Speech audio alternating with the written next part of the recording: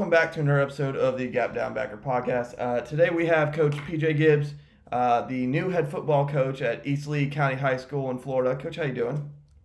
Doing great, Coach. Thank you for having me. This is going to be pretty cool. No problem, Coach. Now, because there's a handful of people that if you're on Twitter, you know who they are. I think at this point. But in case there's just a person who's listening and doesn't know who you are, how did you end up at East Lee High School? Well, it was something that I've always wanted to be a head football coach, and I viewed a bunch of times a couple times in New Jersey, and a couple times we moved down to Florida, and it's a job. It's really like, they always say your first job is the hardest one to get, and they've had a pretty downturn the last 6 years, and I just took it as upon myself, especially after the year coming off the year we had at Palmetto. Being the number one defense in Southwest Florida and winning the first conference championship in school history. Just took it upon myself. I said, you know what? I talked to my head coach, said, hey, I'm going to go for this job. And it was an interview and a vetting. And then that same week I was offered the job. So it was something that, my wife and I talked about, because we're still living here in Naples and I'm driving 40 minutes, each way every day, but thankfully against the traffic, which is nice.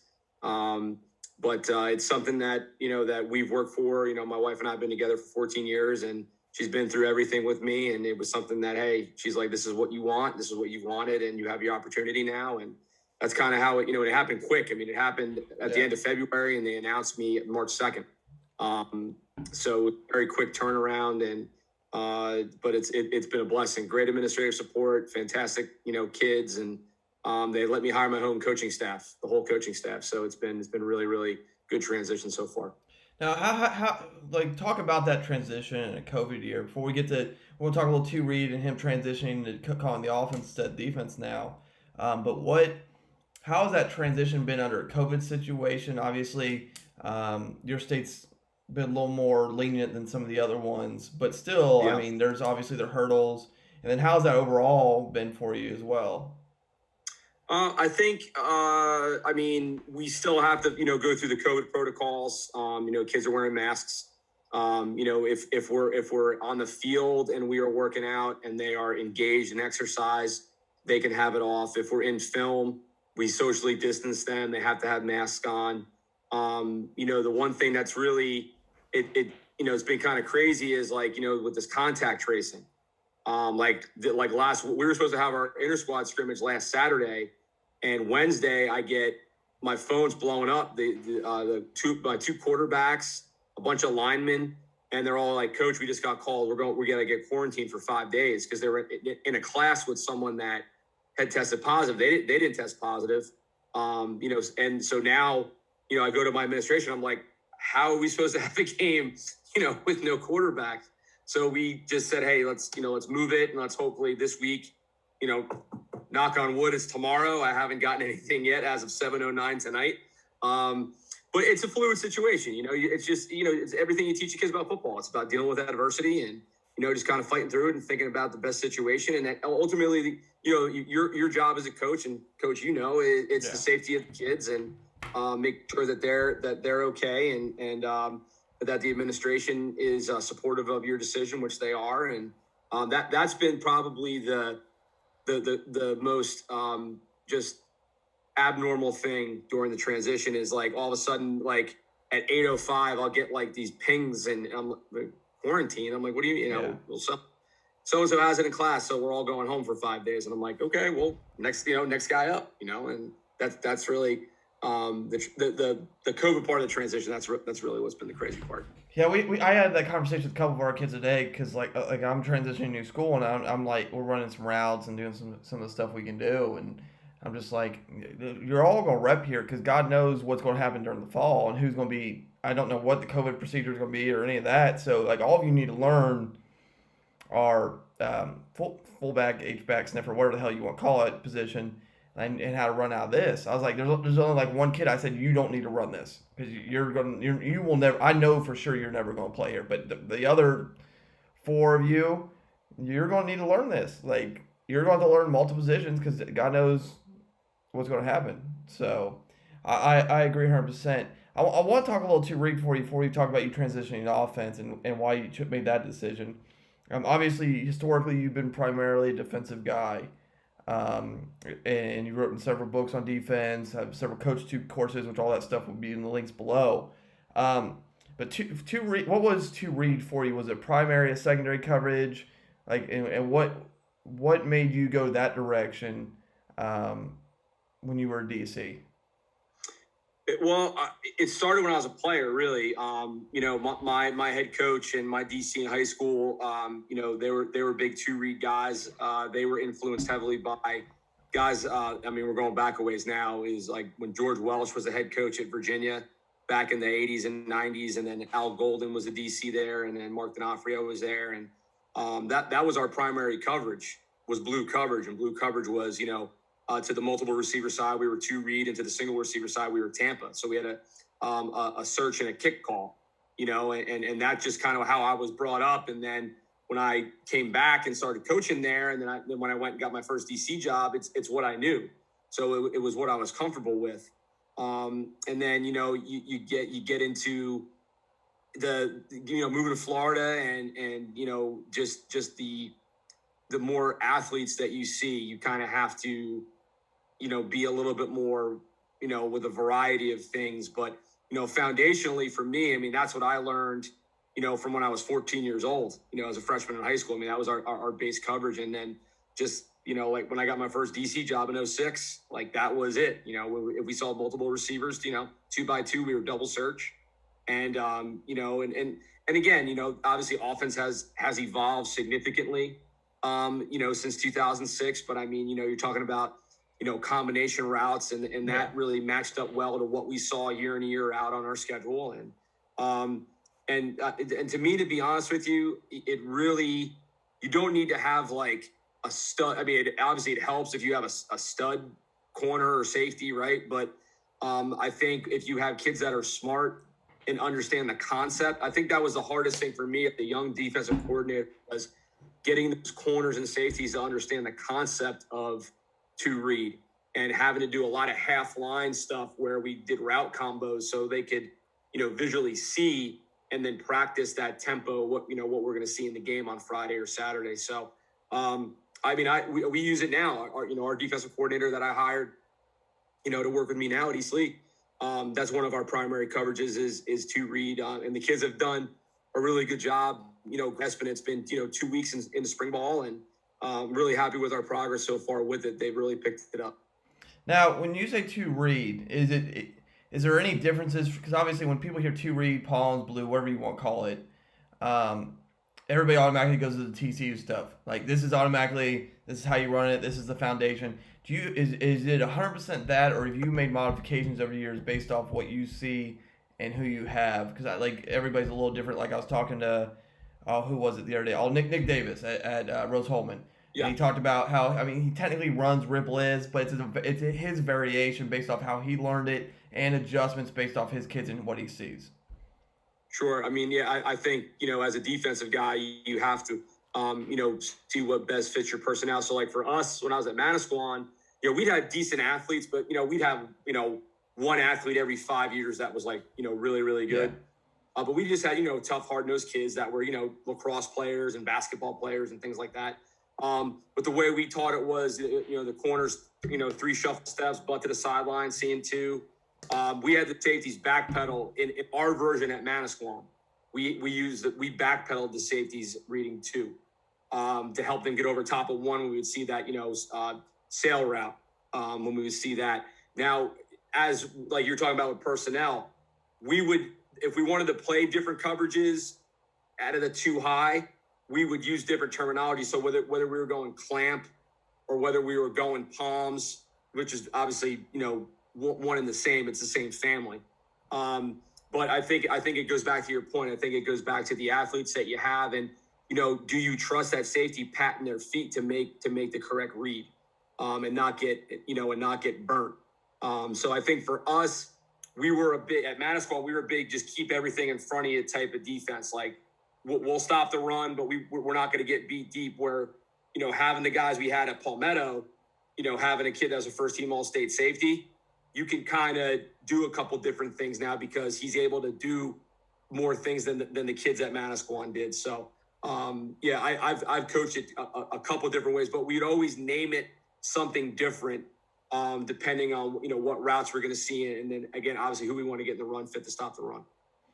Now, when you were, I got two questions to build off that. One, for your two read stuff, when you're working route combinations, do you work the full, like, okay, these are all the possible options we can see, or do you go back and look at, okay, these who we're going to play next year, this is their consistent route combos? How detailed and in depth, and how much in terms of the, because you can do a gajillion different route combos, and a lot of them are, okay, high low and this and that, and like they're all based off the same family, but there's still different routes. How much different stuff did you work when you were working your two read stuff in practice? We what we would do is, and coach, obviously the later on you get in the season, the more film you get, and stuff like that. But really, what we would do is we would look at their top four formations, and then we'd look at the first down passes, second down passes, and I was calling the defense. I was a big formation tendency and then percentage play guy.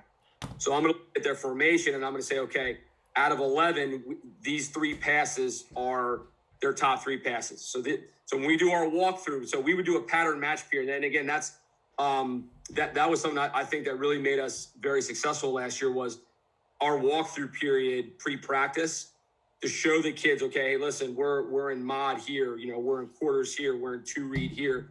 This is what you're going to see. So then when they got to 7-on-7, now it's they know, they already know in their mind what they're doing. So we would probably take the top 3 or 4 pass combinations from your top 3 or 4 formations, and that's what we would work, during the week. Now, the other thing you mentioned there was shuffling. I occasionally get in this conversation with DCs about whether your corners should shuffle or backpedal at this point. Do you have a preference? Do you want to teach, or does it depend on the kid? In terms of corners and how they work. Obviously, man coverage is a little different, but when you're talking whether it be some sort of truer zone or your pattern match stuff, what is your kind of preference and how you teach that there? If we're playing the two read stuff, I like the 3 shuffle steps. Well, the way we would teach it is 3 shuffle steps, and then if you cleared the 3 step, then we get into our back pedal with our butt to the sideline. So if we did get 2 verts, obviously now it turns into basically man. There's a corner run with 1, the safety's going to run with 2. So that would be the only shuffle technique that I teach. Everything else, like in our cover 3 stuff, was 3 slow back pedals to clear the 3 step, and then get in the third, or get in. When we ran the 3 buzz stuff, we'd get that corner in the jungle in between 1 and 2, because we get the viper in the flat, and that insert safety for him 3 up is 3, and then the backside safety to the post on pass or up in support if it was run his way. So that 2 read stuff is the only shuffle technique that I've ever taught, and it just, to me, it got, because it made the kid look at 2. So that was my thing, is like, we're going to be 1x5 outside leverage of 1 with our eyes at 2, and now we're shuffling. So now my eyes have to stay here, and then if we do get a quick flat route, now I can plan on that outside foot and drive it. Yeah. Right. So that's kind of the and that's how I was taught. My defensive coordinator in high school, when I took over as a DC in 2011, this is how it was taught to me. So that's how I've always taught it, because that's the way I was taught. And again, like you said, you get you go to your clinics and you get your little tweaks and nuances here, but we're creatures of habit. We're very very stubborn, in our ways for the most part. And that's really the reason behind the shuffle for me, just in that coverage. Now, last thing before we transition to some offensive stuff here, and obviously there's a variety of ways you can defend trips, and I think the old TCU was there's two default ways. There's special and solo, which is do you have a favorite out? I mean, most people carry both, or they switch to some sort of cover 3 variation or whatever. Do you have a preference out of those two, or do you have a preference of something else to handle trips? If you're default from 2 read. You talking about just like trips open? Yeah, just regular trips open, just something simple. Okay, so to me, there's a couple different things. Like we were big into 3 buzz this year. Yeah, very, very big into 3 buzz, because we saw a lot of 3 vertical out of trips, and it was just because we put our best kid on there. Basically it was, if we were playing a team that had a really good receiver and moving him around, that kind of for us was like, okay, well, if he's at number 1, they like this route. If he's at 3, they like this route. So basically, we were playing Bishop Verreau, who's one of the best, private schools in the area last year. And they had this kid, Malik Curtis, who's going to Miami. Well, they moved him all over the place. And anytime he was in number 3, he was going vertical. So we went buzz, and they ran, I don't know what they call it, but they had the 2 ends and the 3 vertical. And basically it turned into a bracket because our corner was in the jungle and our safety had 3 up as 3. So it turned into a bracket for us. Also, clinicking a lot with Coach Brown, who's at Arizona now. One of the things, because we had the guys to do it. Like, I always talked, everybody's, well, how'd you guys do this? How'd you shut this guy down? This, that, the other thing. Like, if you have the cats that can do man and understand the bracket, it's, to me, in high school football, like you can take away 2 to 3 of their best receivers. And it's basically what we would do is we'd have an ace, deuce, and a tray call. So, and this was out of our 3 high safety stuff. So if we were ace left, that means we were bracketing the number 1 receiver. If we were deuce left, number 2, tray left, and then we could go ace right, deuce left, and take those 2 guys away. And the guys on the ball had outside leverage because they helped on anything vertical. And if we got any kind of shallow cross, those safeties were driving it, and those other guys were zoning off. So you can stay in that 2 high look. Obviously, having the third safety helps because you got him as a low hole guy, a robber, technically. But that, for me, we've drilled the heck out of it. And once the kids got it, I mean, it's lethal, man. At the high school level, it is a lethal coverage because you're saying to a team that wants to throw the ball, okay, we're going to take away your 2 best guys, and now you got to find it's checkers. Yeah. Now you got to find another way to try to beat us because we're going to take out your 2 best guys. Now, can I just say on a side note there, you mentioned Coach Brown. Coach Brown is a fantastic human being who's been on this podcast before, and I love. He's just a good person and got back to me quickly. Yes. So I just want to just make that side note there. Well, it's funny side story. Well, he did the forward for both my books. I've known Coach Brown since I was 23 years old. A lot less gray hair and a lot better shape. Younger coach in Manasquan, New Jersey, and ironically, one of his GAs is now my Safeties and Vipers coach. Okay. So Coach Brown. And I mean, Nick, man, he's a genuine human being. Yeah. He's one of the good guys, man. And I'm happy that he's where he's at. He's having a blast. We talked to him a couple weeks ago. We were in the office, and he's loving it. He's loving it out there. I knew he'd land on his feet. Yeah. He's too good of a coach not to have a job. Exactly. And he's just a great human being. I can't say enough good things about him. Well, I'm glad for him that he can finally enjoy some nice weather at this point in his career because me and him talked about that on the podcast. Like he's spent 90% of his career in the Northeast, and so it's good for him. Like seriously, I wish him nothing but success down there. But kind of, the first obvious question is since you're going to run the offense, why did you make that transition to run the offense instead of, because you're primarily been a defensive coach. Why did you make that decision instead of hiring an offensive coordinator? I think the 2 most important positions on a high school staff, and it could be any staff, is the offensive line and the defensive backfield. Because it starts up front with the offensive line, and the secondary is crucial because it's setting coverage and you're the last line of defense.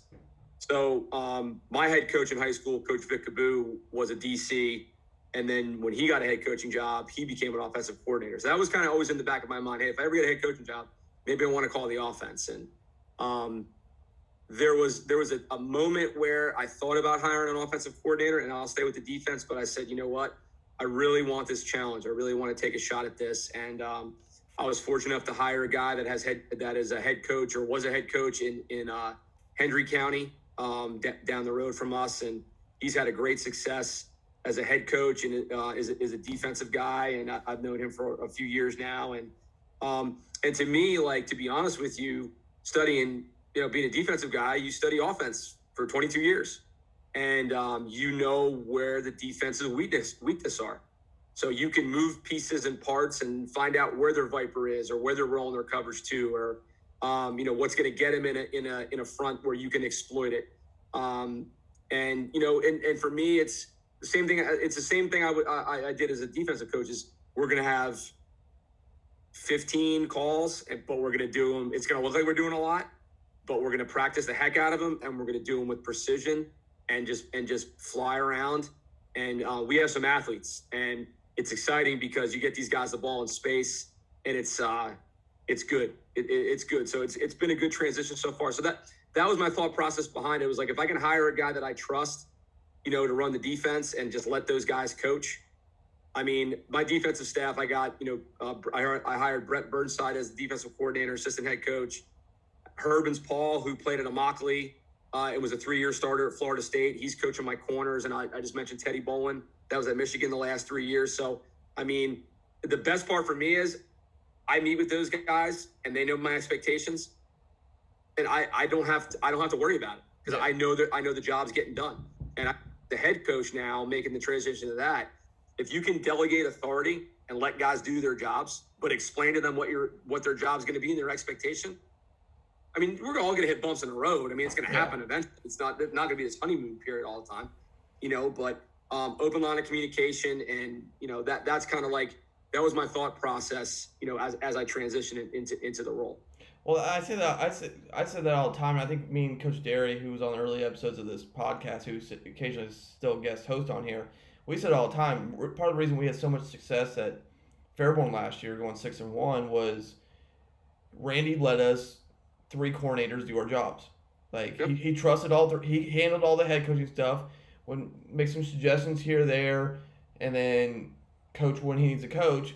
But he let us 3 coordinators, special teams, offense, defense, do what we need to do week to week, and go. And he delegated that, and we delegated below us, and so forth. So, and I think that, and when he left for Utah, I told our AD, is like, you need to find somebody like that, like who can delegate and be the CEO of the program, coach where he needs to coach, whether it be a position or coordinate something. It's fine, but you at the high school level, you have to be able to delegate. There's too much to do. Like, that's why certain colleges are really good, because they have good support staffs. I don't care how good the head coach is, if you don't have a good staff to support you, it's going to be a problem. Oh, I mean, there's no doubt, and like you said, it's about letting guys coach. Like, one of the things I learned from my head coach in high school was, like, and I did this as a coordinator, is if I have a young coach or a coach that if I see something, I don't want to be the one to always say it. I don't want the kids to look at me. I'm going to pull that coach aside and say, hey, listen, that Viper needs to apex. Make sure you remind the Viper to apex. And then he'll go over and tell the kid. So now the kid knows that's the, he's the one he needs to look to. I shouldn't be the one always saying this, and this, and this, because then the kids just get, tone deaf to the other guys, because they're always looking for you as opposed to the guys they're supposed to be looking for. So I agree 100%. Let your coaches coach, delegate authority, and you got to get the kids to buy in. That's the biggest thing, is getting the kids to buy in. Now, I'm not going to go directly and like ask you for every scheme you're running and all that, but what were obviously you mentioned 20 plus years of being a defensive coach influences you prospectively on how to attack defenses. And like I was DC for 3 years, and it's kind of factored in me being an OC this year. Okay, I know we need answers for X, Y, Z, all that lovely stuff. And so outside of obviously being a coordinator, what are your kind of influences in kind of dictating, okay, this is what I want to run? I mean, obviously you got athletes and that kind of factors in too, but how are you determining, okay, this is the scheme I wanted to bring with me? I did a lot of research in the off season. Bought a lot of Alex Kirby stuff. With you, I think I'm a gold V member of the book club over there. But those links can also be found below. There you go, man. So, I mean, to me, it was, and again, I'm a defensive guy, so we're going to run the football. Yeah. We're going to take clock, especially against some of the teams we're going to play that have, we play Lehigh as our rivalry game. They got Richard Young, who's the number 1 running back in the class of 23. He's got like 35 offers. And the kid's, he's a stud. So we don't want him touching the ball. So we're going to find ways to keep the clock moving and get our guys the ball in space and things like that. I've always been a fan of North Dakota State and how they run the football. Coastal Carolina. we have the quarterback that can do some stuff like them. So I'm excited to see how we pull that off, and just a different screen game. And to me, it's make it easy on the high school quarterback. We're not going to have you take a 7-step drop, double read the safeties. We're going to sprint out. We're going to throw screens. Yeah.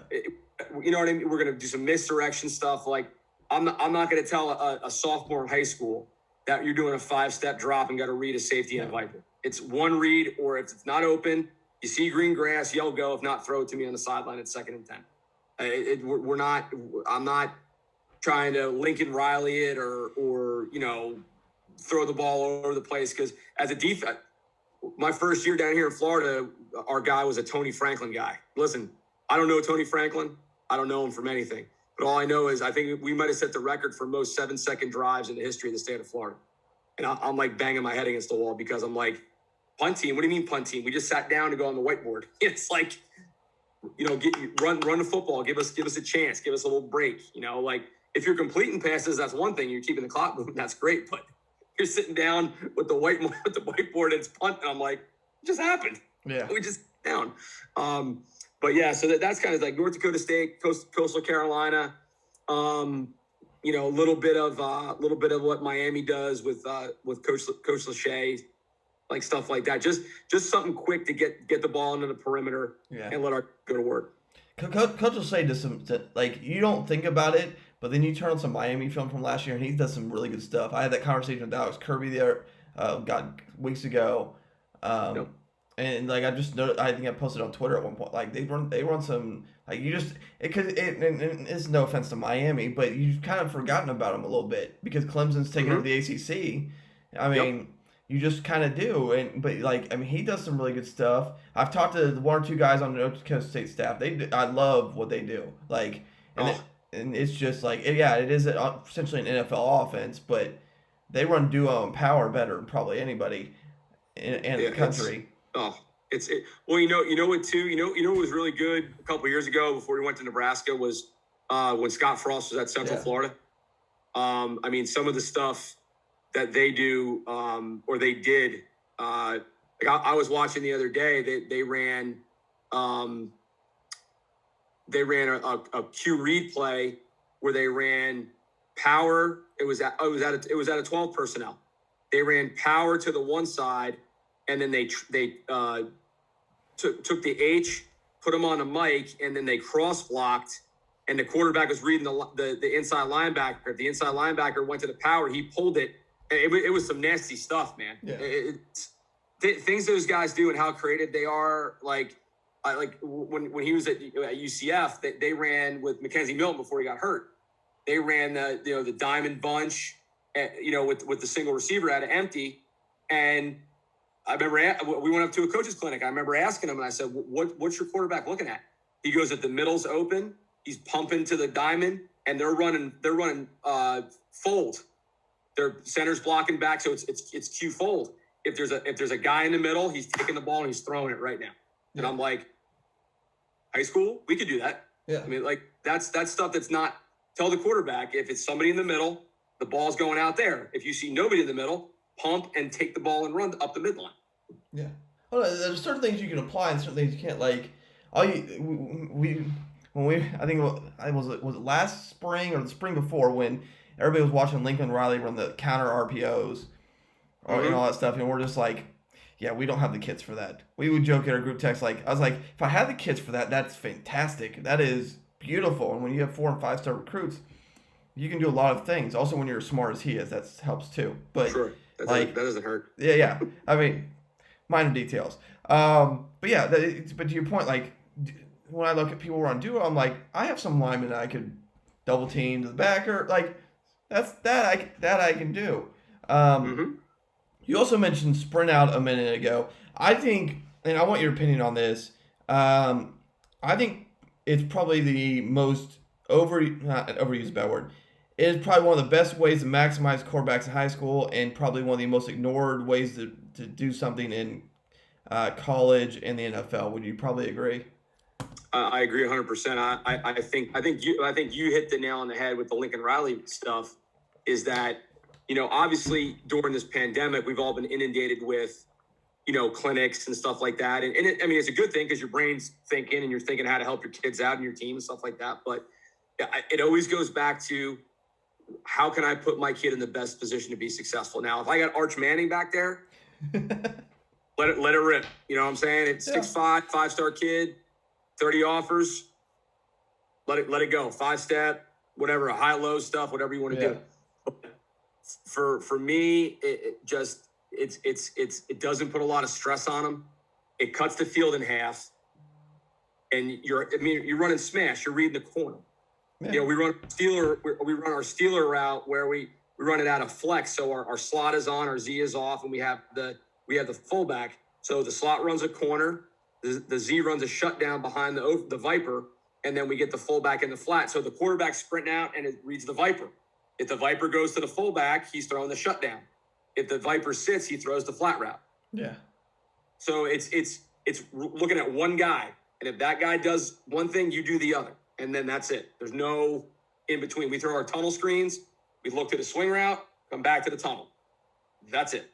They're taking a whole lot of thinking out of it. No, exactly. So I got 3 last things for you well, I never asked, you obviously mentioned O-lines, and I agree vastly. O-line's probably the most important position. I have an old analogy. I forget who I heard it from, is when you become a head coach, you need to know who the coordinator on the opposite side of the ball is and who your O-line coach is.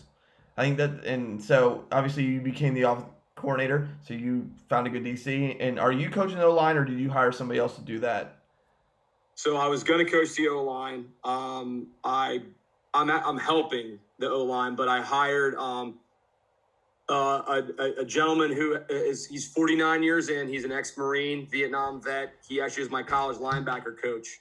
You're playing in college, and he's 72 years old and has more energy than the 22-year-old kid on staff. His name is Sari, and Bob is one of the most intense dudes. The guy literally fell on a grenade in Vietnam. Oh, dang. Has the scar up. Oh, yeah. Yep, that's the kind of guy he is. So he had called me because he has a place right here in Fort Myers when I got the job, and he said, hey, I'd love to come down and coach for you. And originally I was going to have him coach linebackers, and then Coach Bolin called me, and I said, you know what? I trust Bob. I can help him. So I'm kind of bouncing back and forth between quarterbacks. Every offensive position I'm just kind of bouncing and forth with. But Bob's great. The kids love him. Kids absolutely love him. That's fantastic, Coach. All right, and then my next question is whether you run the stuff or not. It's going how you're going to answer the next 2 questions. What offense do you watch that you just enjoy watching? Like if you just sat there, it doesn't matter whether you run the scheme or not. Like you can just sit there and watch it. Yeah, that's a good question. Coastal Carolina, all day. Okay. And then the secondary question is, what about defense? Wow. Putting you on the spot here too, because I know you know a lot of those guys, so it's even better. Man, I would say I'll give you the level. So high school defense. I love what Adam Harvey does at Hutto. I love what Eric Kasparovich did at Pine Richland. College, obviously, Coach Brown, the stuff that he does. Iowa State, man. Yeah. That 3 high safety stuff, that is lethal. I mean, I love what, and again, unfortunately, down in Florida, I got to find some way to watch the game. Yeah. I would say Coach Brown and Iowa State, and then the NFL. I'm from Jersey originally, so I'm a Belichick Parcells guy. So the shot for that was like my 7 and 8 year old like jam, like Bill Belichick with Carl Banks and LT and Jim Burt and Gary Reasons and Mark Collins and that was Harry Carson. I could go on and on about those guys. I had a signed penny in my room growing up. I was a ball boy for a Giants versus Police charity game and got all those guys to sign it. It's still at my mom's house in New Jersey. The ink's all faded. You can make out LT's signature. There you go. But Yeah, that, and then obviously 85 Bears. Okay. Love it. No, perfect. Now, I do have follow up with that because I have this conundrum all the time. How applicable is the three high safety stuff in state of Florida? Because I have this conversation all the time, and like I love the stuff. Runda, who at Bluffton, um, he's done 2 videos on the three high safety stuff for my channel. His former head coach is now on the Iowa State staff, and so I love listening to his stuff. But majority of the offenses in Ohio are still extremely run based. And our and it's not. I've said it all the time. It's not Texas. Like we're not air raid, mass spreading. It's still a very heavy gap scheme team. There's a good big pockets of wing T and flex bone in various points of state. Now, I'm not saying teams don't run the spread in our state. There are teams that do, but it's not. And obviously Texas, you can do a little more because everybody and their brother, because of the accessibility in spring passing leagues and weather nice around the year, you can throw a little more. Indoor facilities. Yes. I mean, and that's also few and far between here in Ohio. So, but how applicable is that in your state? I mean, obviously the weather's nice most of the year outside of hurricane season. So, I mean, how applicable is it for you in your state, and why do you like it? Well, A, it gets more athletes on the field. Okay. B, I think we actually turned it into our pressure package last year because we're on the bear front, and obviously bear is basically pressure because you're 5-on-5 up front. But we turned it into our blitz package with our athletes on the field. It's, to me, you have to be ready. Like if someone's a 10 personnel team and they want to throw the ball over the field, it's very applicable because you take away. So like the way we would play it is, if you gave us, we go back to that 3-by-1 question you asked before. So basically we play 2 read. We put the Viper to the trips. Viper always went to the passing strength, right? And the Rover, that third safety, his rule was always find 3. So he lined up over 3. So now you're 4 over 3 to the trips. And now based off the width of that X, we would either play trap or invert. So the corner would make that call. If he didn't, because here's the thing, if you're a trap corner, you have to add late into the run game. Yeah. That was our thing. Like if you call trap, you're going to get in that slant window. But then if they run, you better get your ass up in the run fit and force that thing. And the same thing with the safety. If we call it invert, you better get down there, take away that slant, and then you come to the run fit late. So if you have an RPO heavy, like 10 personnel team, even 11 personnel, because all that safety is going to do is now if you go, Trey with the tight end as opposed to the third receiver, the safety just lines up over the tight end at 8 yards. Yeah. He has 3 control. And you're still trapping or inverting on the backside. The only thing for me is you got to find a different way to play just straight 10 personnel 2-by-2. Because the safety, the Rovers rule is line up over 3. Well, the running back's 3. So now he's going to be 8 yards over the running back. And now you have uncovered slot, which doesn't scare me because we just played palms to it. I didn't care. Get scared, and you can lose the Rover in the run fit and put him in, and just play 3 over 2 on both sides, right? But again, the one thing I think we saw, the kryptonite to that is 12 personnel. Okay. Like, so all these clinics that I've done and guys have asked the same question about it. And I'm like, listen, you better, if you're facing an RPO run team, RPO team, fantastic. Because you make them hand the ball off, which an RPO coach does not want to do. They want to get the ball out on the perimeter and they want to get it out fast. Yeah. They don't want to hand the ball off. That's not fun for an RPO guy. The quarterback handing the ball off. But like I tell these guys that ask me and all this other stuff, and I'm like, you better have a plan for 12 personnel. Because like when Notre Dame went to 12 against Iowa State a couple years ago, they ran inside zone, I think, for like 250 yards. Yeah. In that game. So have a plan for 12 personnel. But yeah, definitely applicable down here with all the spread stuff that we see. I think that's a good way to end it.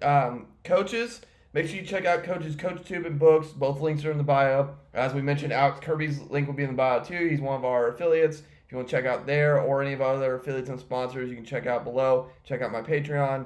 And then like, share, subscribe, all the usual stuff that we do. Help coaches find coaches stuff and find the podcast as this keeps growing. Thank you. And that was another episode of the Gap Down Backer podcast.